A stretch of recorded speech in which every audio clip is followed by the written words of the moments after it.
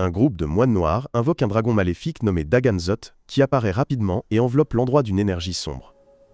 Et bien sûr, les moines ont capturé une waifu nommée Kismetit pour compléter le rituel sacrificiel. Cependant, elle profite du fait que ses lèvres ne sont pas bâillonnées et commence à réciter un sort extrêmement puissant, capable de briser ses chaînes. Au même moment, d'autres magiciens apparaissent et utilisent un puissant sortilège pour enfermer le dragon dans une prison magique. Bro, le mari de la waifu, commence à raconter chaque catastrophe que le dragon a infligée au monde des humains. Malheureusement, Bro est grièvement blessé dans le processus et s'affaiblit progressivement. Voyant cela, Kismetit tremble et tente d'aider son mari immédiatement. Mais Bro lui dit de terminer le scellement le plus vite possible. À ce moment-là, le sceau magique est brisé car le bouclier magique qui reflétait le sort a été détruit, et le dragon attaque immédiatement Hiro, le garçon qui tenait le bouclier. À ce moment-là, la vérité est révélée.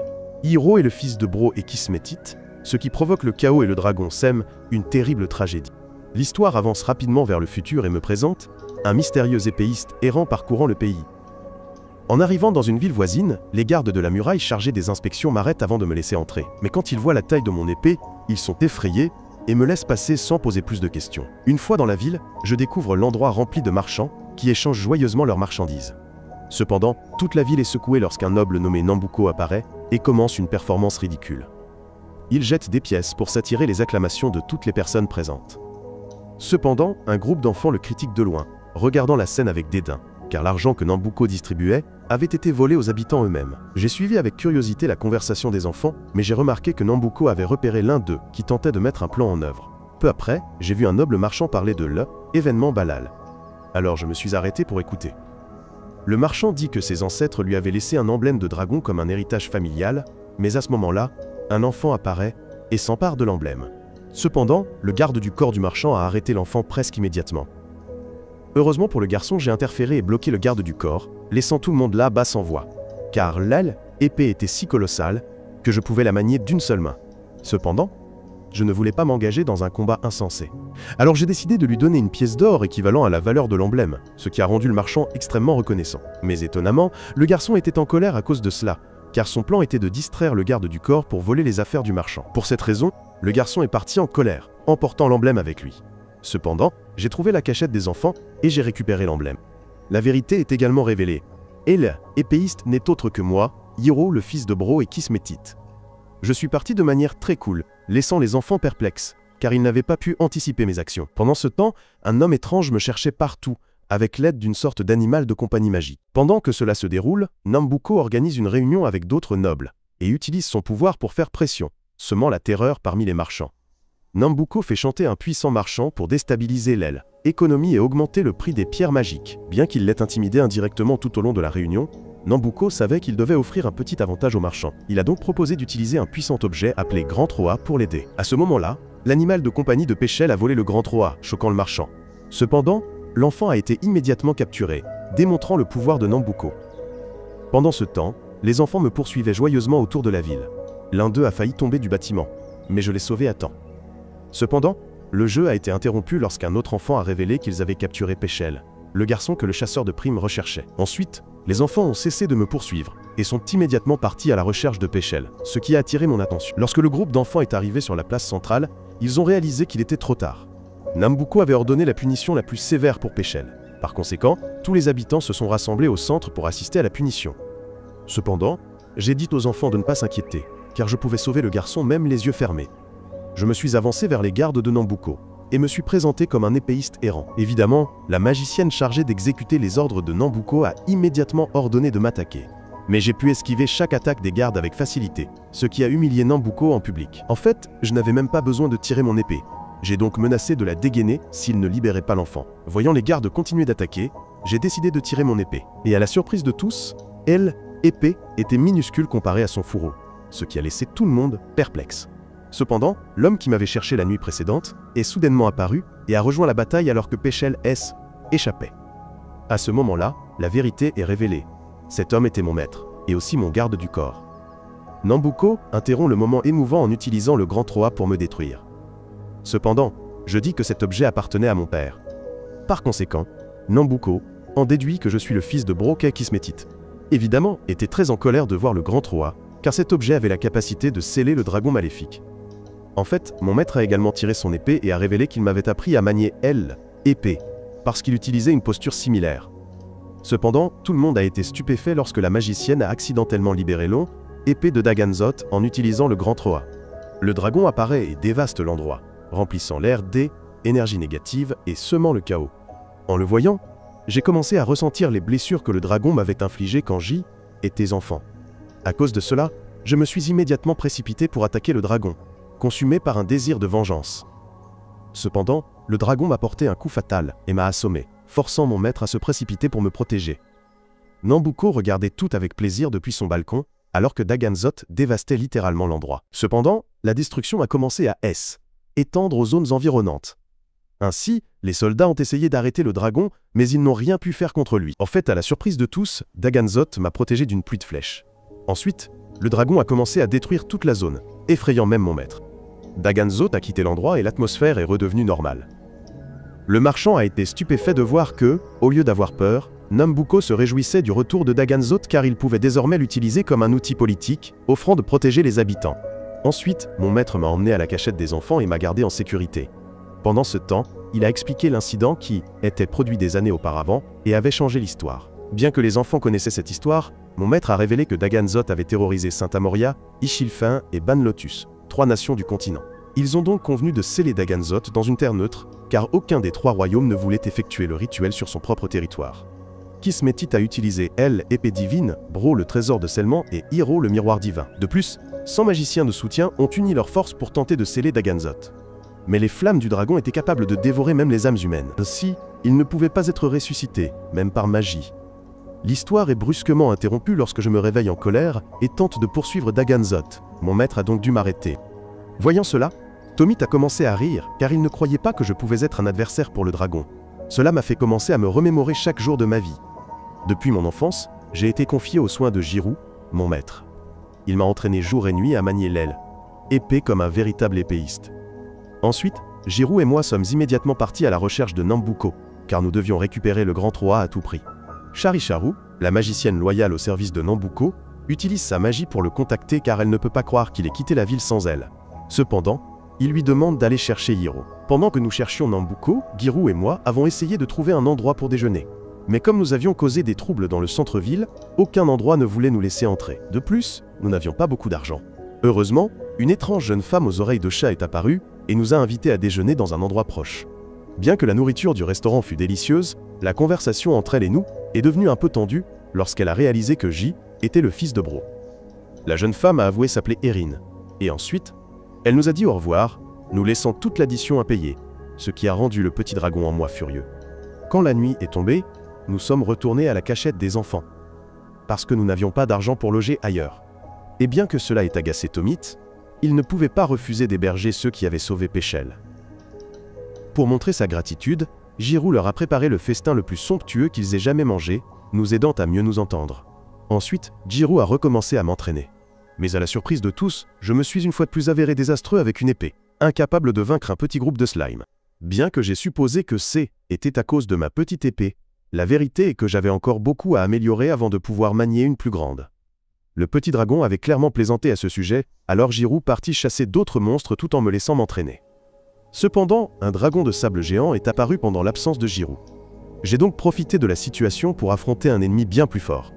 Comme prévu, le dragon n'a même pas senti mes coups. Mais à ma surprise, le dragon n'avait aucune intention malveillante. En fait, le dragon tenait simplement une fille dans sa bouche. Et après l'avoir laissée là, il est parti. La jeune fille m'a serré dans ses bras et a commencé à écouter mon rythme cardiaque. Puis elle m'a invité à la suivre. Avant que nous ne puissions réagir, Jirou a soudainement attaqué Sarahato, mais je suis intervenu à temps et l'ai retenu. Sarahato, cependant, semblait indifférente. Elle s'est accroupie dans le sable, tripotant quelque chose d'enterré sous le désert, tandis que les autres se retiraient en sécurité vers la base. Une fois à l'intérieur, j'ai pris les devants, préparé un repas et m'assuré que tout le monde était installé. À mesure que la nuit tombait, mon esprit tournait autour de elle, étrange présence de Sarahato. Tomit l'a remarqué et a commencé à me taquiner, suggérant que je devais être si seul que J était déjà tombé amoureux d'elle. Je me suis mis en colère à cause de la raillerie, mais même ainsi, je ne pouvais pas me débarrasser de mon sentiment de malaise quant à la solitude de Sarahato. Tomit a ensuite changé de ton, me rappelant qu'il savait aussi ce que était que de vivre sans parents, et compatissant même silencieusement à ma propre perte d'il y a si longtemps. Pendant ce temps, à l'intérieur des murs de la ville, Charicharu et ses forces continuaient à me chercher. Ils ont fouillé les allées et les cours, mais n'ont rien trouvé. Puis, à l'improviste, Sarahato elle-même est apparue devant eux, ajoutant une autre énigme au désordre. La scène se déplace vers un gigantesque palais flottant, ça, élevant au-dessus d'une terre désolée où l'espoir avait depuis longtemps dépéri. À l'intérieur, Nambuko, le cerveau de d'innombrables transactions louches, examinait des piles de rapports commerciaux. Il a ordonné au docteur Bahara de poursuivre ses recherches sur les armes pour le prochain conflit. Étrangement, au milieu de telles affaires importantes, le docteur Bahara murmurait avec anxiété pour la sécurité de Sarahato, bien que personne ne sache pourquoi. La même nuit, Sarahato est apparue à nouveau, cette fois à l'intérieur de la tanière des voleurs, à la surprise générale. Tomit a été momentanément ébloui par son apparence, mais la fascination s'est rapidement transformée en irritation face à son comportement imprévisible. Puis, d'une voix calme mais troublante, elle m'a averti que partout où j'irais, elle me suivrait. Tomit s'est amusé à déformer ses paroles en une plaisanterie, suggérant que ma grande quête pour vaincre Daganzot était clairement en suspens, car j'avais maintenant une nouvelle romance à me soucier. L'ambiance est devenue tendue, et Tomit et moi nous sommes disputés violemment. Juste au moment où les choses semblaient sur le point de dégénérer, Sarahato est intervenue. Elle est entrée, m'a tiré sur le côté et a apaisé la situation. Le lendemain, Palpa et moi sommes allés en ville faire des courses, mais nos bourses étaient presque vides. Au même moment, je me suis aventuré dans le désert avec Sarahato à mes côtés. Déterminé à devenir plus fort, j'ai de nouveau affronté les slimes, mais je n'arrivais toujours pas à suivre. Les choses ont empiré lorsqu'un loup a soudainement bondi de la falaise et a attaqué. Désespéré de faire mes preuves, j'ai mis toutes mes forces dans le combat, mais le loup m'a facilement dominé, me jetant à terre. Avec du sang sur mon épaule et mes forces presque épuisées, j'ai quand même réussi à me relever et à me placer entre la bête et Sarahato. Mais j'ai été choqué de voir que Sarahato n'avait même pas sourcillé. Le loup s'est effondré de lui-même, gisant immobile à ses pieds. Alors que je la regardais incrédule, elle a dit nonchalamment qu'elle était endormie avant l'attaque. Elle a remarqué ma blessure, a posé sa main sur mon épaule et l'a guérie sans effort avec de la magie. Je l'ai regardé, stupéfait. J'ai ensuite vendu la carcasse du loup pour une seule pièce, mais je me suis plaint de son prix dérisoire. Cependant, ma plainte s'est évanouie lorsque j'ai découvert des soldats emmenant un homme.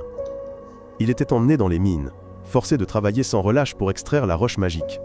Je ne pouvais pas ignorer cela. J'ai demandé à Sarahato d'attendre et je me suis précipité. J'ai affronté directement les soldats, leur demandant de libérer l'homme. Au lieu de cela, ils m'ont battu brutalement et m'ont menotté. J'ai été jeté en prison avec l'homme que j'avais tenté de protéger. Là, j'ai appris la vérité. Personne emmené dans les mines ne revenait jamais. Moi, aussi têtu que jamais, j'ai chuchoté que je échapperais avec la fausse carte d'identité. Mais mon compagnon de cellule a semblé horrifié par ce plan imprudent. Ailleurs, Charicharu faisait les 100 pas, inquiète. Son miroir magique ne fonctionnait pas. Quand la nouvelle lui est parvenue que j'avais été capturé et emmené au palais, elle est immédiatement partie pour intervenir. Dans l'ombre d'une ruelle, Tomit tentait de me suivre. Soudain, il réalisa qu'il était lui-même suivi. Était à nouveau Sarahato, dont la présence compliquait encore davantage sa situation déjà confuse. À l'intérieur du palais, le seigneur de la ville a fulminé de rage en découvrant que Nambuko était immiscé dans ses affaires. Les choses ont empiré lorsqu'il a vérifié sa cachette secrète et n'a pas trouvé le grand livre manquant. Il a réalisé. Était le plan de Tomit.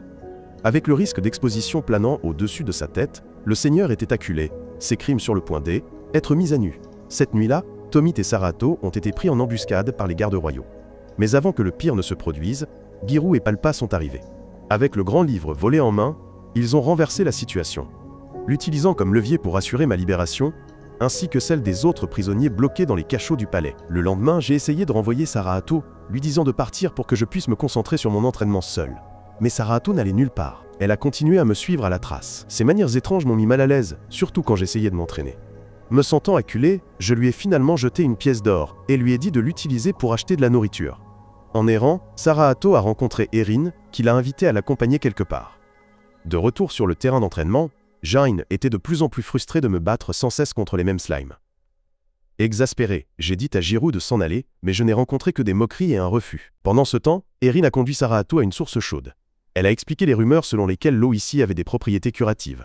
Sarahato a corrigé. L'eau pouvait guérir les blessures, mais pas ramener les morts. Observant de l'autre côté du lac, Charicharu a pris note de la scène, attirant l'attention d'Erin. Ailleurs, Tomit et Palpa sont tombés sur un avis de prime. 300 pièces d'or pour la capture d'un monstre. Enthousiasmés par la récompense et croyant Giru un allié, ils se sont précipités vers le terrain d'entraînement. Mais là, ils ont été surpris de me trouver Giru en plein duel. Giru n'a montré aucune pitié. Il m'a dit sans détour que s'appuyer uniquement sur le grand Troa ne suffirait pas à vaincre Daganzot. Il m'a rappelé que même une centaine de mages brillants avaient échoué à sceller le dragon. Entendant cela, je suis devenu fou de rage, attaquant Giru avec fureur, mais Giru n'a pas bronché. il a paré mes coups et m'a facilement maîtrisé. Palpa et Tomit se sont précipités à mes côtés, inquiets pour moi. Jirou, cependant, a déclaré que j'avais besoin de soins et a annoncé qu'il se rendrait à la source chaude curative. Alors qu'il partait, les soldats de Nambuko ont discrètement observé leurs mouvements. À la source chaude, j'ai été témoin du pouvoir de guérison étonnant de l'eau, et j'ai été rempli d'émerveillement. Charicharu a senti ma présence et a donné un ordre.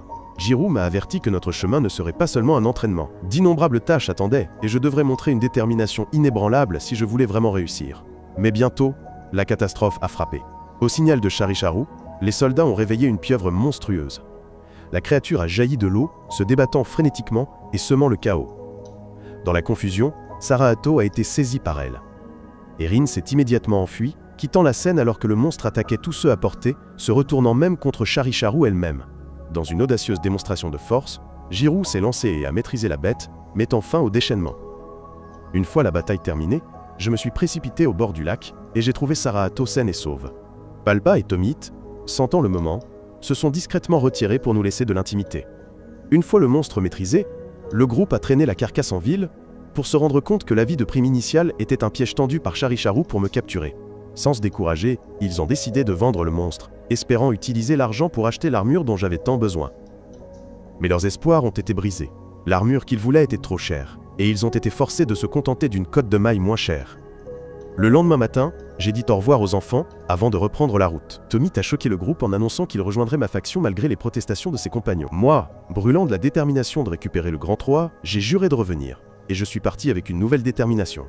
En chemin, nous avons de nouveau rencontré Erin. Elle a révélé la vérité que Charicharu avait orchestré la libération du monstre la veille. Erin a alors proposé de rejoindre ma faction, nous donnant une carte de l'emplacement de Nambuko dans la terre où les souhaits meurent. Mais il y avait une condition. Elle ne fournirait cette précieuse information que si elle était accueillie dans nos rangs. Moi, avide, pervers et incurablement avare, j'ai accepté sans la moindre hésitation. Après tout, quoi de mieux que d'ajouter un allié, surtout un bel allié, à son groupe.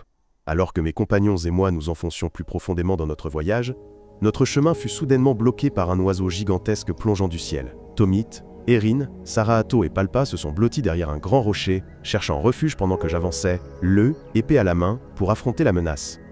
Mais mon coup affaibli, me laissant vulnérable jusqu'à ce que Jirou intervienne au dernier moment, me tirant du danger. Voyant la situation devenir de plus en plus risquée, Jirou a conseillé d'éviter le monstre pour le moment et de passer la nuit dans une forêt voisine. Cette nuit-là, le groupe s'est réuni autour du feu de camp. L'atmosphère semblait lourde, mais une personne manquait à l'appel. Sarahato. Elle était partie chercher de l'eau. Saisissant l'occasion d'avoir un moment de calme, je me suis porté volontaire pour aller la voir. En suivant le ruisseau, je l'ai trouvée attendant calmement au bord de l'eau. Ailleurs dans le palais, Nambuko était occupé à présenter ses dernières armes à des clients impatients. Sa démonstration était impeccable, et les acheteurs ont rapidement payé en cristaux pour ses créations mortelles. Observant de loin via un miroir magique, Charicharu a remarqué l'accord, mais son attention s'est vite portée sur l'attaque de l'oiseau contre mon groupe. Nambuko a identifié la créature comme étant œil de faucon, l'une des bêtes les plus dangereuses de la région. Charicharu, tentant de s'innocenter par son charme, a essayé de le flatter.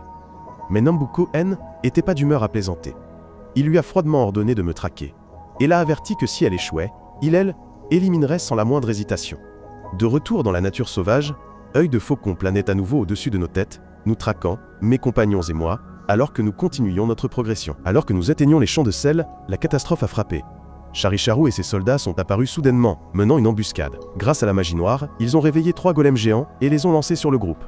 Moi, poussé par l'impulsivité, j'ai chargé directement Charicharu. Ma décision hâtive s'est avérée être une erreur fatale.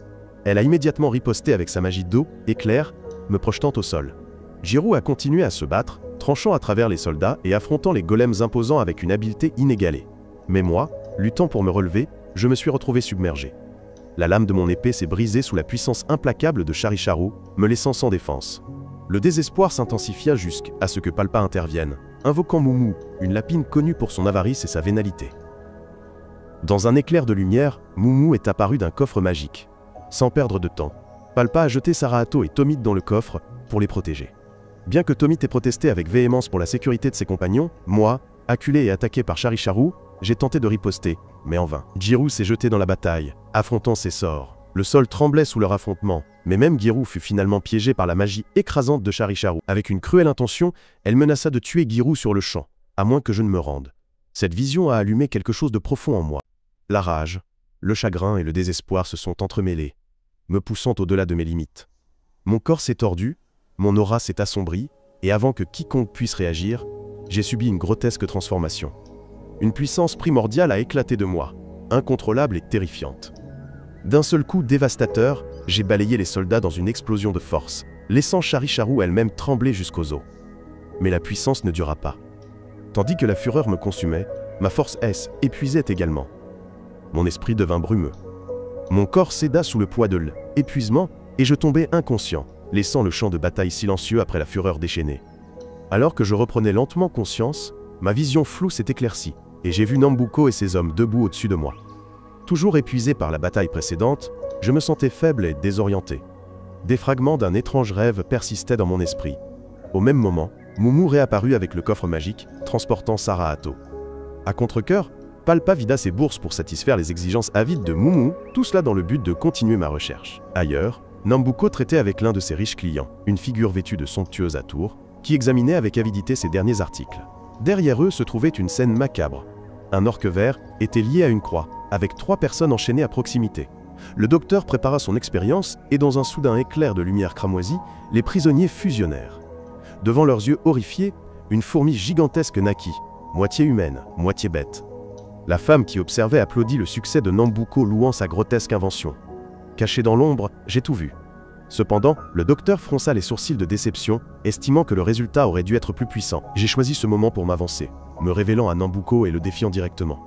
Mais en atteignant mon arme, j'ai réalisé que mon épée avait disparu. N'ayant rien d'autre, je me suis jeté à main nue pour être facilement maîtrisé et vaincu.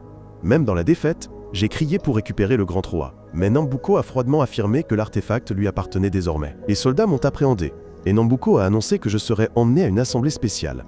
Pendant ce temps, Jirou réfléchissait à ma mystérieuse capacité à déchaîner une puissance destructrice. Erin apparut soudainement parmi eux, irritant Palpa par sa présence opportune. Tandis que Jirou, Tomit et Saraato étaient escortés dans une somptueuse tente, laissant Erin et Palpa derrière eux. À l'extérieur, Nambuko s'occupait de son riche client, préparant un festin en son honneur. Chari-Charou arriva, prête à s'excuser d'avoir échoué à me capturer. À sa surprise, Nambuko a plutôt loué ma force et lui a offert une bourse d'or. Folle de joie, Chari-Charou l'a étreint en signe de gratitude. De retour au terrain d'expérimentation, Jirou et les autres ont examiné l'orque mi-humain, réalisant que cette créature déformée devait être l'âle, œuvre de Nambuko. À l'intérieur de la tente, Gi était ligoté sur une chaise. Nambuko est entré, exhibant d'impitoyables instruments de torture. Déterminé à me soutirer mes secrets, il m'a interrogé sur mon lien avec Dagan Zot, le dragon démoniaque. Je n'ai pas faibli, exigeant de savoir pourquoi un marchand comme Nambuko s'intéressait à de telles atrocités. Avec un sourire malicieux, Nambuko a expliqué que la guerre et le chaos généraient des profits. Plus Dagan Zot détruisait, plus la demande d'armes augmentait, et plus il s'enrichissait.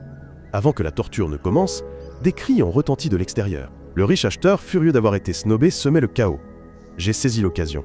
J'ai glissé mon pied, sorti ma carte, et commencé à couper les cordes à mes poignets, luttant pour ma liberté. Pendant ce temps, le docteur s'affairait avec ses machines lorsque ses capteurs détectèrent soudainement Saraato à proximité. Perplexe, il suivit le signal, entrant finalement dans la tente. Là, il me surprit en train de me libérer. Étrangement, le docteur s'arrêta, reniflant l'air.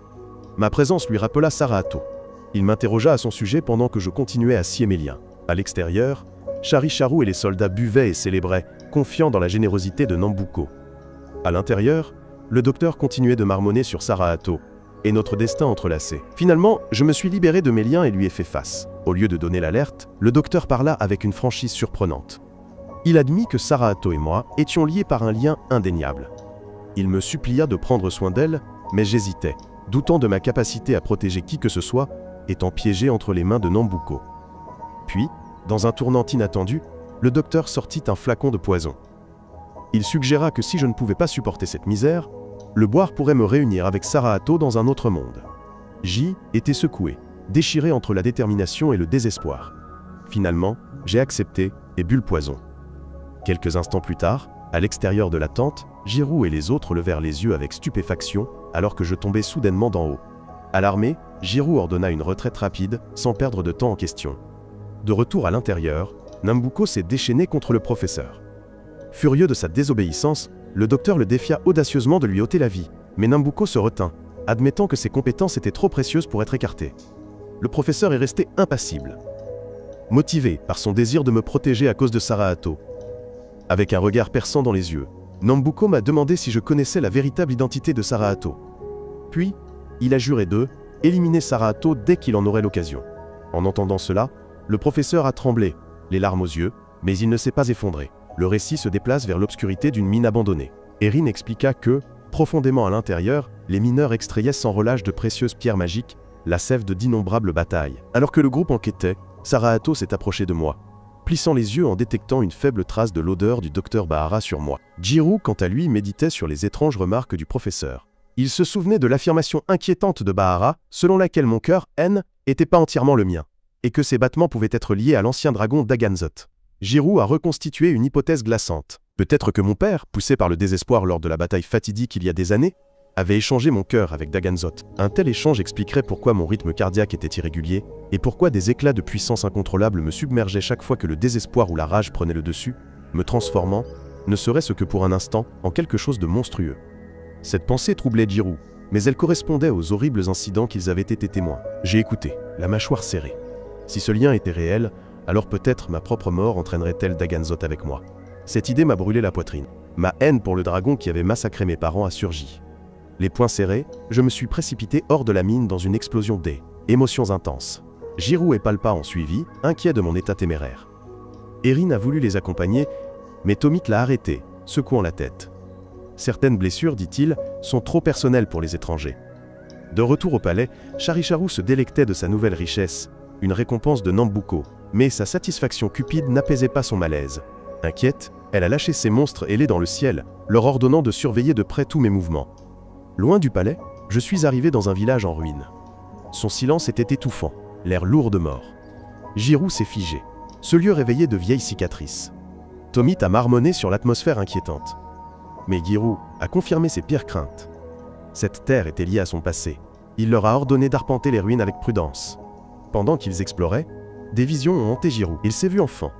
Les souvenirs se mêlaient à la réalité. Il se souvenait de la cruauté que ses parents avaient endurée. Sa mère était humaine, son père était considéré comme une monstruosité.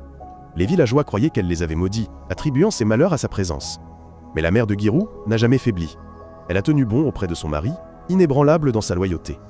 Dans un dernier souvenir, Jiro a entendu la voix de son père, forte même face à la mort. Un vrai Jiro n'abandonne jamais une juste cause.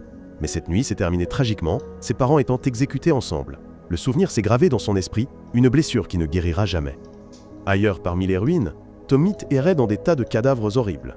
Avant qu'il ne puisse réagir, une ombre flottait au-dessus de lui. Un monstre bizarre, mi-homme mi-orque, observait silencieusement chacun de ses mouvements. Il a chargé, forçant Tomit à fuir vers les autres. Jiro a de nouveau été submergé par un autre souvenir, l'image de Bro, qu'il avait sauvé, et le premier moment où il a vu le nouveau-né Hiro. Je suis revenu au présent. Il a vu Tomit foncer vers eux. Une abomination déformée le suivait de près. J'ai avancé, prêt à l'affronter. Mais mes mains se sont figées. Mon épée avait disparu. La créature a chargé. Au dernier moment, la lame de Jiro a éclaté, déviant l'attaque et protégeant le groupe. Moi, agrippant ma poitrine, j'ai averti que Jiro-en n'était pas entièrement remis de notre dernière bataille. Tomit m'a désespérément exhorté à libérer la puissance sombre en moi pour invoquer la forme de Daganzot. J'ai lutté, les veines saillantes alors que j'essayais de rassembler elle, énergie monstrueuse, mais rien ne s'est passé. Mon corps m'a trahi, me laissant exposer. Le monstre a chargé, cherchant à même écraser. Tomit a crié de panique, mais avant que l'attaque ne s'abatte, Jiro est de nouveau intervenu. D'un coup décisif, il a coupé le monstre en deux, mettant fin à la menace immédiate. Pendant ce temps, ailleurs dans la ville, Erin s'est faufilée dans une réunion avec Charicharu et Nambuko. La vérité a été révélée. Erin était un rat, une espionne engagée. Elle a informé le marchand que je portais le cœur de Daganzot. Nambuko a d'abord rejeté l'affirmation comme absurde, mais Erin a souri, lui rappelant que son travail était de vendre des informations et que les informations N étaient jamais gratuites. Convaincu par son assurance, Nambuko lui a accordé un article somptueux. Puis il a convoqué Charicharu. Ses ordres étaient simples et froids. Elle devait tuer Hiro. Le voyage m'a mené, moi et mes compagnons, à la périphérie animée du village de Ronaldo, où les rues bourdonnaient de commerce et de rire. Tomit, les yeux écarquillés, a regardé la scène animée avec une merveille enfantine. Palpa a expliqué que malgré son emplacement éloigné, le village prospérait parce qu'il se trouvait à un carrefour où se rencontraient voyageurs et marchands. Moi, toujours impatient, j'ai exprimé mon intention d'acheter une nouvelle épée, mais Jiro m'a coupé. D'abord, ils devaient vendre le crocodile qu'ils avaient traîné, alors seulement je pourrais penser à dépenser de l'or. Il m'a averti de gérer mes finances plus attentivement. Au coucher du soleil, Tomit, toujours enthousiaste, a demandé quels étaient les plans pour demain. Giroud a calmement suggéré de se reposer, ce dont le groupe avait désespérément besoin. Cette nuit-là, Giroud a étudié la carte dans sa chambre, les sourcils froncés par la contemplation. Je me suis approché, toujours perplexe par l'humeur de Giroud dans le village en ruine. J'ai demandé sans détour pourquoi Giroud avait agi si distant. Giroud m'a assuré qu'il ne faisait que remplir son devoir de me protéger. Mais j'ai senti le poids indicible dans ses mots. La tranquillité du village a été brisée au milieu de la nuit. Une ombre monstrueuse est descendue d'en haut, détruisant des bâtiments et terrifiant les villageois qui fuyaient. Lorsque la poussière est retombée, la forme s'est révélée. Dagan Zot. Sa présence exsudait la mort. Son aura étouffait chaque âme qui osait se dresser contre elle. En colère, j'ai serré le poing et je me suis avancé pour affronter la bête. Giroud est rapidement intervenu, exhortant à la prudence. Mais alors que le monstre attaquait de nouveau, ils ont réalisé que quelque chose n'allait pas. Ce N n'était pas le vrai dragon. Charicharu est arrivé, un sourire sur les lèvres, alors qu'elle révélait la vérité. Cette créature N n'était pas une horreur ancienne, mais une création du docteur Bahara. Depuis le palais, Bahara observait fièrement. Il croyait que cette marionnette me soumettrait à sa volonté. Nambuko, cependant, a bâillé d'indifférence. Pour lui, ce N était rien de plus qu'un appât pour attirer le vrai dragon. Le monstre de l'ombre a attaqué, s'agrippant à Giroud. Avant que je ne puisse bouger, Charicharu a attaqué, son parasol éclatant d'œil éclaire alors qu'il m'a frappé. Observant de loin, Bahara est soudainement devenu tendu. Il a réalisé que mon étrange lien avec Sarahato rendait cette bataille beaucoup plus dangereuse qu'il ne l'avait prévu. Sarahato elle-même a crié un avertissement, soulignant que ce N n'était pas Dagan Zot, mais son cri a été étouffé par le choc de la magie. Moi, acculé, j'ai senti la peur et la rage monter en moi. Je ne pouvais plus contenir la force enfouie en moi. Mon corps a tremblé, puis a explosé de puissance. L'Uwa, énergie du dragon, a éclaté. Ma forme s'est tordue. Des écailles d'énergie ont ondulé sur mon corps. En un instant, le garçon est devenu quelque chose de plus, quelque chose de terrifiant. Un seul mouvement de ma main a fait voler Charicharu et ses soldats comme des feuilles dans une tempête. Tomit et Sarahato sont restés silencieux, stupéfaits, alors que je rugissais, ma forme de dragon brûlante d'une puissance primordiale. Mais le pouvoir a un prix. Ma concentration a diminué, la rage obscurcissant ma raison. J'ai balancé mon épée frénétiquement, et dans ma frénésie, ma lame a frappé Giroud.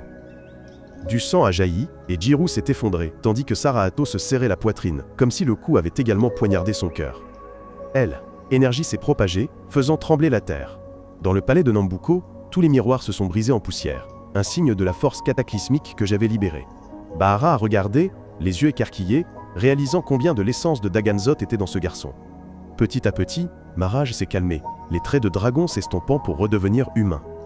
Je me suis agenouillé, haletant. Giroud gisait immobile sur le sol, le corps brisé. Sarahato s'est précipité à ses côtés, ses larmes trahissant sa peur. Palpa et Tomit se sont agenouillés à leur côté, sous le choc de la dévastation dont ils venaient d'être témoins. Au loin, Nambuko a caressé son menton. Maintenant, il comprenait. Avant de capturer Dagan Zot, je devais d'abord être soumis.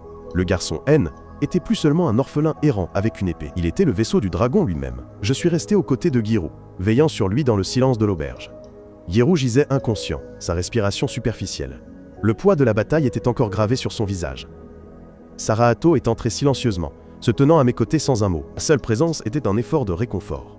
En bas, Palpa remuait une marmite de nourriture, fronçant les sourcils à sa propre cuisine. Le plat ne lui a pas plu, mais son effort était tout ce qu'il pouvait faire. Soudain, le silence a été brisé lorsque Giroud s'est réveillé. Le soulagement m'a envahi, et même Palpa a ressenti une petite fierté lorsque Giroud a commenté le parfum de sa nourriture. Mais mon soulagement n'a duré qu'un instant. Le souvenir d'avoir attaqué Giroud sous ma forme de dragon pesait sur mon esprit. La culpabilité me rongeait jusqu'à ce que Giroud lui-même parle, m'assurant que ce N n'était pas mon vrai moi qui avait porté le coup. C était mon côté incontrôlable, la forme liée à Dagan Zot. Palpa était d'accord, l'assurance n'a cependant pas apaisé mon cœur. La peur restait qu'un jour le dragon en moi puisse dévorer ce qu'il restait de mon humanité. Sarahato a approfondi cette inquiétude en m'avertissant des dangers de guérir les blessures de Giroud. Elle a parlé calmement, mais directement. Plus je m'appuyais sur cette forme monstrueuse, plus le risque de me perdre à jamais était grand. J'ai écouté, l'insécurité gravée sur mon visage. Giroud, bien que faible, a exhorté à l'action. Trouver le maître Théo, le seul à détenir les réponses dont ils avaient désespérément besoin. Mais avant qu'il ne puisse en dire plus, l'épuisement l'a emporté, et Giroud s'est de nouveau effondré inconscient. Pendant ce temps, la tension montait en bas. Palpa s'est disputé avec Moumou au sujet du prix du médicament. La rare herbe Serapura était la seule solution, et elle coûtait très cher. Tomit a suggéré un autre voyage aux sources chaudes curatives, mais Palpa a secoué la tête. Les sources chaudes, seules cette fois ne suffiraient pas. Au moment où l'espoir semblait mince, Erin est entrée. Elle a révélé des connaissances sur le canyon de Kuruahara, où les herbes pouvaient être trouvées. La carte qu'elle a fournie a enflammé une nouvelle détermination en moi, qui n'ai pas perdu de temps à me préparer pour le voyage. Avec Saraato, je me suis dirigé vers le canyon. En chemin, la frustration a coulé de mes lèvres. Chaque pas semblait infini. Pourtant, Saraato, toujours aussi calme, me rassura. Elle affirma que la distance N était rien pour elle et m'exhorta à rester concentré. De retour à l'auberge, état de Giroux S était aggravé. Irine rapporta l'horrible vérité, tandis que Palpa calculait leur or de plus en plus faible. Tomit cependant se souciait moins de l'argent que de Saraato. Il avoua ses doutes, son refus de manger, son étrange apparition et son lien passé avec le docteur. Baha. Pour lui, son comportement était trop opportun, trop mystérieux. Ses soupçons grandissaient à chaque observation. Dans la gorge, Saraato et moi fîmes face à un nouveau péril. Des ombres, un crapaud gigantesque surgit et chargea. Saraato me poussa sur le côté, me sauvant de l'attaque de la bête. Mais alors que nous tentions de nous retirer, la pluie commença à tomber, trempant le sol, transformant notre fuite en un chaos glissant. Au milieu de la tourmente, Saraato repéra l'herbe surapora poussant en hauteur. Je n'hésitais pas. Je m'y précipitai à tout prix. Pendant ce temps, Erin révéla des nouvelles encore pires à l'auberge. Nambuko avait l'intention de me tuer. Elle l'avait entendu elle-même via un dispositif de communication secret. Palpa demanda pourquoi, et Erin expliqua que était lié à mon lien avec Daganzoth. Palpa s'inquiéta davantage lorsqu'Erin ajouta que Nambuko avait répandu de fausses rumeurs sur la capture de Daganzoth. Son objectif était simple, déstabiliser les royaumes, gonfler les ventes d'armes et dominer le marché des pierres magiques. Palpa craignait que cette tromperie n'allume une guerre continentale. Dans la gorge, je découvris l'herbe poussant sur la carapace d'une tortue géante luminescente. À chaque pas, la tortue bougeait, éloignant la plante de ma portée. Je luttais, avançant à quatre pattes, refusant d'abandonner. Finalement, je saisis l'herbe, mais je tombais de la carapace de la tortue. Avant que je ne tombe, Saraato m'attrapa. Dans un bref instant, nous nous sourîmes. Soulagé et épuisé, je revins à l'auberge avec l'herbe Sarapura, transformée en médicament. Sa puissance brilla lorsque Giroux la bute. Une lumière l'enveloppa et, lentement, sa force revint. Pour la première fois depuis des jours, Giroux ouvrit les yeux, vif et alerte. Un soupir de soulagement emplit la pièce, bien que le spectre de la guerre planait toujours. Mais il n'y avait pas beaucoup de temps pour réfléchir. Les problèmes dans la ville grandissaient. Des habitants et des enfants étaient contraints d'extraire des pierres magiques. Preuve que la guerre était plus proche que jamais. Tomit craignait ce qui allait arriver et insista sur la nécessité de Grand Troa. Giroux cependant le rassura, leur rappelant la priorité. Il devait trouver le maître Théo à l'extérieur. Tomit se confia à Palpa. Il avoua que sa foi en Saraato était érodée, surtout après l'avoir vue pleurer la nuit précédente.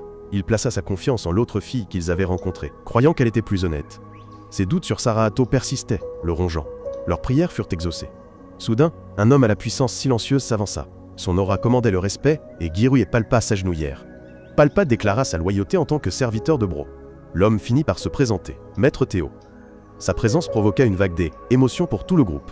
Il salua Saraato chaleureusement, me laissant avec un sentiment d'insécurité teinté de jalousie. Le groupe poursuivit son voyage, mais l'air raréfié rendait chaque pas plus lourd. Leur souffle devenait court, mais Maître Théo se déplaçait avec aisance, ses yeux perçants captant chaque signe de leur lutte. Il leur rappela que Bro et Palpa, ses propres disciples, n'avaient jamais faibli de cette manière. Palpa baissa la tête, s'excusant de leur faiblesse, tandis que Giroux s'inclina respectueusement, disant qu'ils étaient venus non seulement pour voyager, mais pour parler à Théo de questions d'une importance capitale. À l'intérieur de la grotte, Giroux raconta tout.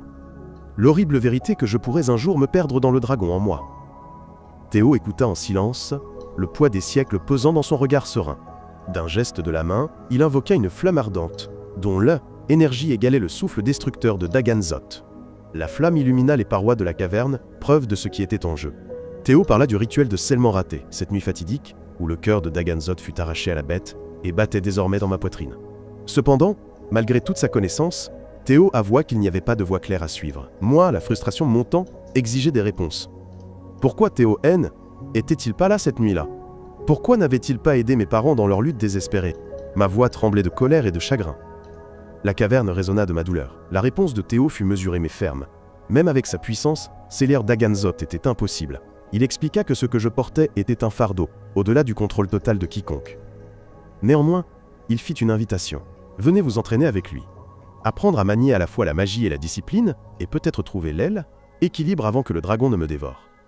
À l'extérieur de la caverne, Théo nous assigna à chacun des tâches pour affûter l'esprit. Pour moi, il traça un chemin sinueux et m'ordonna de le suivre jusqu'à ce que je trouve le chemin droit caché à l'intérieur. Au début, je me moquais, mais je réalisais vite qu'il ne s'agissait pas du chemin, mais de moi-même.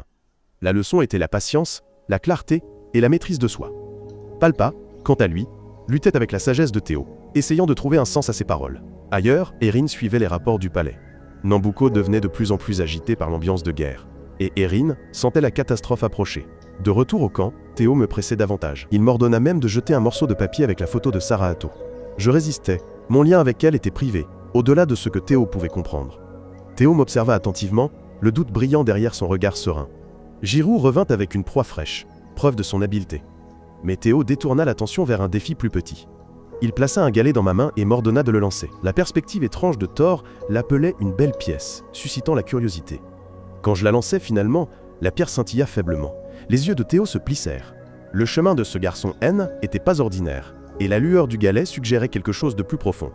Pendant ce temps, de retour au palais, Chari-Charou était assise en silence, le chagrin s'accrochant à elle.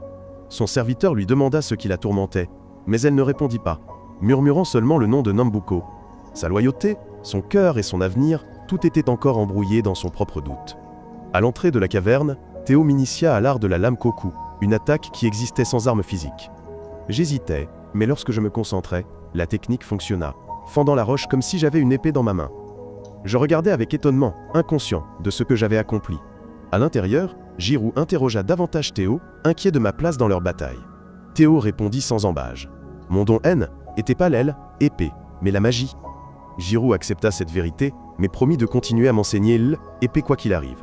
Ensemble, ils pourraient me rendre plus fort. Giroud avec l'épée, Théo avec la magie. De retour au palais, Nambucco observait ses machines, tandis que Chari-Charou entrait. Il la salua avec une nouvelle tâche, mais le doute persistait même parmi ses soldats. Notre voyage se poursuivit dans le désert de mort. L'air devenait plus chaud, plus rude, et au-dessus de nous, un faucon s'élança. Giroud le chassa, mais dans la confusion, Erin s'effondra. Son appareil tomba de ses mains, émettant des voix de l'ennemi. Le doute se transforma en certitude. Elle avait relayé chacune de nos actions. Giroud la confronta et Erin s'effondra. Elle avoua être une courtière d'informations, vendant des secrets à Nambucco. La trahison fit mal, mais Giroud refusa de la tuer. La tuer ne changerait rien à ce qui cesse, était passé. Au lieu de cela, ils la laissèrent au milieu du désert. Ces avertissements d'Apocalypse furent emportés par le vent. Au palais, Chari-Charou ignora l'hésitation du garde. Elle avait décidé d'accomplir les ordres de Nambucco. Entrant dans la machine, elle collabora avec le docteur Bahara. Leurs intentions combinées étaient cachées dans l'ombre. Au loin, la nuit tomba sur le désert de mort. Mes compagnons et moi avançâmes péniblement. Épuisés, l'air déchirait leurs poumons à chaque inspiration. Giroud leur rappela sombrement que survivre 3 nuits ici ne serait pas une tâche simple. Des jours brûlants, des nuits glacialement froides. Tandis que les tempêtes de sable tourbillonnaient autour d'eux, le groupe avançait, luttant contre le désert lui-même. Pendant ce temps, au royaume de Sainte-Moria, les chevaliers se préparaient à la guerre. Les rumeurs se propageaient comme une traînée de poudre. Vince et Isélion pourraient avoir formé une alliance, et pire encore, les murmures suggéraient que Daganzoth était sous leur contrôle. La panique monta, jetant de l'huile sur le feu de la guerre. De retour dans le désert, la catastrophe frappa. Leur eau était presque épuisée, et Palpa trébucha sur un piège de sable caché. Sous la terre sableuse mouvante, un monstre bizarre se cachait. Giroud cria à Palpa de rester immobile, mais la peur le submergea, et il s'enfonça davantage. Juste au moment où tout espoir semblait s'évanouir, Erin réapparut, jeta une corde et le hissa en sécurité. Palpa fut sauvé, mais il l'accueillit avec colère, plutôt qu'avec gratitude.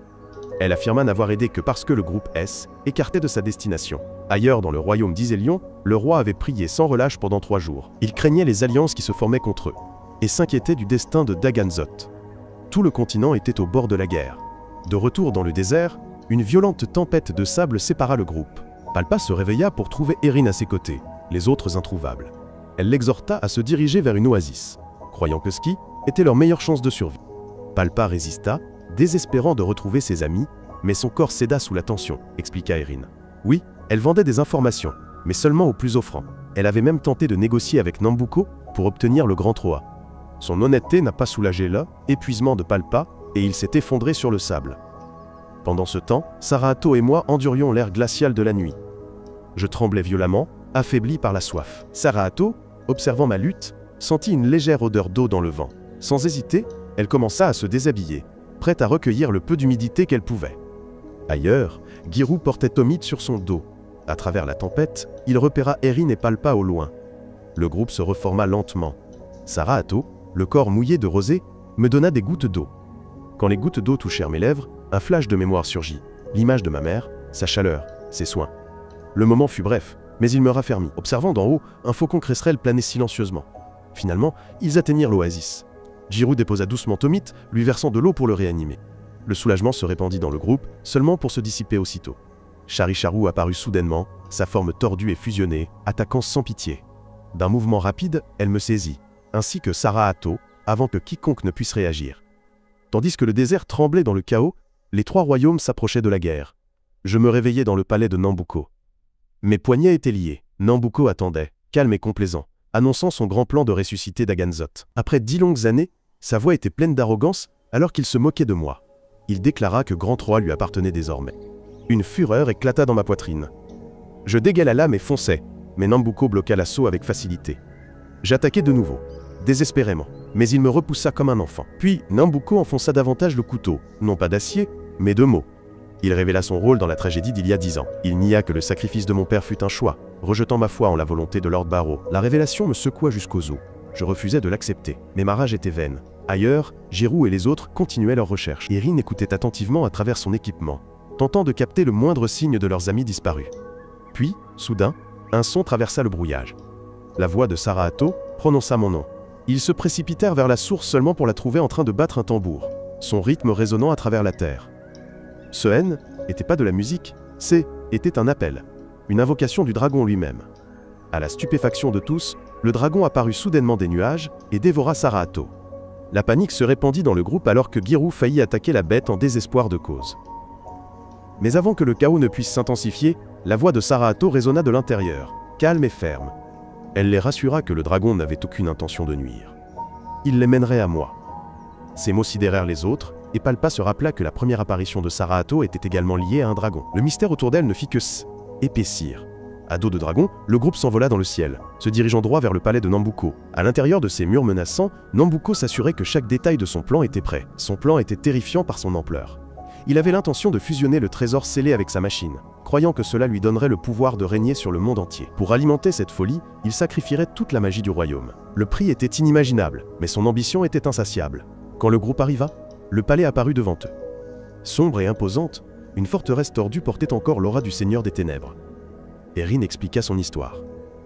Autrefois gouverné par Gais Savandant, être vaincu par le héros légendaire d'Al Halbart. Malgré ses ruines, le palais était encore imprégné d'une puissante magie, maintenant courbée à la volonté de Nambucco.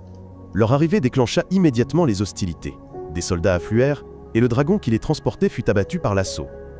Au sol, encerclé et largement dépassé en nombre, le groupe fut contraint de se éclipser, se faufilant juste avant d'être capturé. Mais l'incertitude les rongeait. Combien de temps pouvaient-ils fuir? Puis, une vérité fut révélée comme un coup de tonnerre. Le docteur Bahara exposa la vérité sur Saraato. Elle n'était pas une fille normale, mais une marionnette magique créée sur ordre de Nambucco. Palpa fut stupéfait par cette révélation. Le docteur expliqua davantage. L'existence de Saraato provenait de la tragédie de Baloa. Un cristal de sang de dragon avait été implanté dans son corps. Rejeté par Nambucco pour ne pas avoir satisfait ses critères de beauté tordus, Saraato avait échappé de peu à la mort en gelant un lac de magma pour se sauver. Le groupe continua d'avancer et atteignit finalement la pièce contenant énorme cristal. Je suppliais mes amis de partir avant d'heure, être entraînés dans cette folie, mais aucun d'eux ne m'abandonnerait. Saraato, dans un acte altruiste, s'offrit à Nambucco en échange de ma liberté. Mais Nambucco révéla froidement qu'il avait besoin des deux, Saraato et moi pour son grand final. Dehors, l'éclipse commença, jetant son ombre sur Baloa. À l'intérieur du palais, le plan de Nambucco culminait. Sa vision était de drainer toute la puissance magique recueillie et de fusionner les soldats des trois royaumes avec l'essence de Daganzoth, créant des monstres encore plus grands que le dragon lui-même. La sphère entourant le palais se referma, emprisonnant tout le monde sans échappatoire. Charicharou, réalisant le danger, trahit sa fierté et transféra toute la magie accumulée au docteur Bahara, espérant que cela lui sauverait la vie. Mais Nambucco apparut, balayant son espoir d'un rire cruel. Il déclara que tous dans le manoir feraient partie de son dessein. Sa confiance se brisa, remplacée par une pure fureur, alors qu'elle voyait enfin sa duplicité. Pendant ce temps, Giroud confronta le docteur Bahara, exigeant de savoir quelle puissance retenait la magie à l'intérieur. Le docteur admit froidement que son corps actuel était qu'une marionnette. Son véritable être restait profondément enfoui dans Baloa.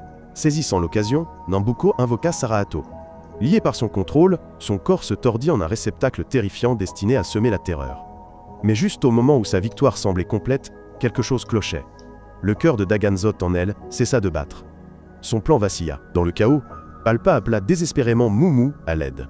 Mais Moumou, fidèle à sa nature cupide, exigea un prix exorbitant. Précipitamment, le groupe rassembla tout ce qu'il possédait et le lui donna.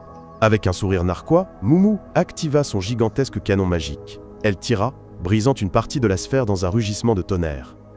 Une petite brèche, mais suffisante. Palpa, Girou et les autres As échappèrent de la forteresse en ruine et se précipitèrent dans Baloa. À l'intérieur, J était au bord du gouffre. Nambuko me poussait de plus en plus près d'une transformation complète en dragon. Si cela se produisait, Daganzoth serait ressuscité. Enragé par la manipulation, je libérais ma fureur, prêt à attaquer, même si cela signifiait détruire tout autour. Mais avant que je ne puisse blesser Saraato, avant que je ne me perde complètement, Girou et les autres firent irruption.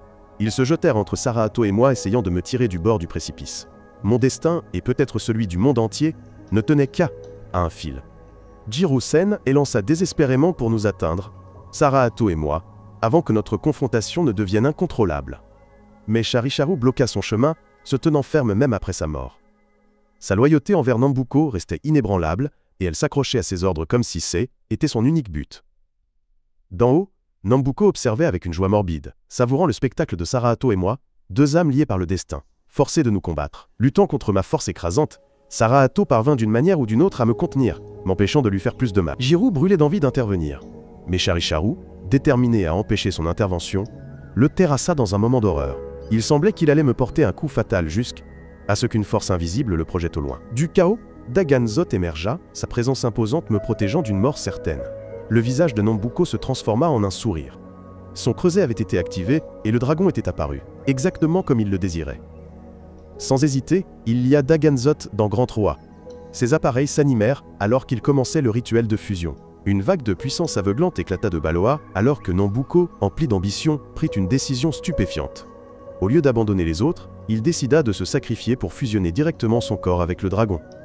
Le docteur, Bahara, observant depuis l'ombre, réalisa ce que ce cauchemar allait libérer. Je meurs, élancé. Un afflux d'énergie de la vie et de l'amour de mes parents défunts, mais je fus violemment repoussé. Nambuko, maintenant imprégné de l'essence du dragon, me balaya comme un insecte. Je m'effondrais, saignant et brisé. Erin et Tomit crièrent, implorant le docteur Bahara d'intervenir. Le vieil homme agit enfin, leur ordonnant de détruire les réacteurs avant qu'il ne soit trop tard. Au moment même où Saraato se réveilla, elle me trouva impuissant alors que Nambuko lançait son assaut final. Erin et Tomit brisèrent les machines et se précipitèrent vers les réacteurs. Des étincelles volèrent, des engrenages grincèrent et les rituels vacillèrent. Mais Nambuko fonça avec une flamme mortelle. Il me visait directement. À cet instant, je vis Saraato bouger, se jetant devant moi prête à tout abandonner. Cette vision débloqua quelque chose en moi. Ma douleur et ma rage explosèrent, et avec un dernier souffle de force, je me relevai. Alors que Nambuko balançait son bras fatal, je bloquai le coup et tranchai le bras de Nambuko d'un mouvement rapide. Le méchant recula, stupéfait, incapable de croire qu'un simple humain pouvait le blesser. Dans un accès de désespoir, j'ai poignardé Grand Troa à travers la poitrine de Nambuko, transperçant son cœur. Tremblant, défait, je me suis retourné, faisant face à Daganzoth, le dragon qui tenait mon propre cœur avec un rugissement déchirant. J'ai utilisé la lame Koku, une puissance légendaire créée pour sceller les dragons, et je l'ai enfoncée profondément dans la poitrine de la bête. La terre a retenu son souffle. Le dragon a tremblé, son rugissement secouant le sol, puis se propageant à travers le ciel dans un rayon de lumière. J'ai senti sa libération alors que mon cœur, longtemps emprisonné, me revenait. Mais la joie fut éphémère.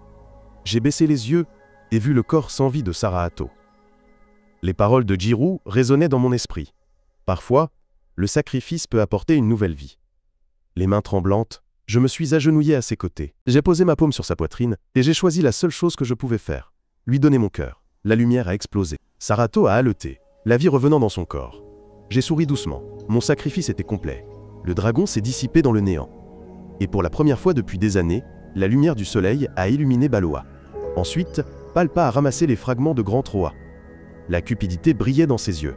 Erin et Tomit se sont rapidement joints, se disputant les fragments comme des enfants. Le chaos a cessé lorsque l'arme est tombée de leurs mains et s'est brisée complètement, sa puissance ayant disparu à jamais. Jirou a expliqué la vérité. Le pouvoir de la lame était toujours lié à ma propre magie. Était ma propre puissance latente qui rendait l'artefact dangereux et non l'artefact lui-même. était une vérité qui a complètement changé ma perception de moi-même. Saraato, de nouveau en vie, fut secoué par mes larmes. Je ne savais quoi dire en cachant mon visage de honte. Toujours à la recherche de mon père, j'ai appris une vérité déchirante. Le docteur Bahara n'a pas survécu. À l'extérieur, les soldats des Trois Royaumes se sont retirés. La bataille finale s'est désintégrée. Erin, utilisant ses relations, a maintenu la paix. Même Moumou est apparu en souriant pour leur rappeler la dette qu'ils devaient encore. Charicharou, qui avait versé des larmes amères, pleurait maintenant de joie en découvrant qu'une jeune fille avait été ravivée par la fusion. Au milieu des ruines, Karsé était une petite lueur d'espoir. Finalement, le groupe a enterré le docteur Bahara, lui rendant l'hommage qu'il méritait. Autour de la tombe, Tomit et les autres m'ont taquiné à propos du don de mon cœur à Certo. J était gêné, mais ma réponse était claire. Je N était ni un mage, ni le réceptacle d'un dragon. J était un épéiste errant. Et ce N était que le début de mon voyage. Assurez-vous de vous abonner à la chaîne et d'activer les notifications. Merci d'avoir regardé la vidéo jusqu'à la fin et à bientôt.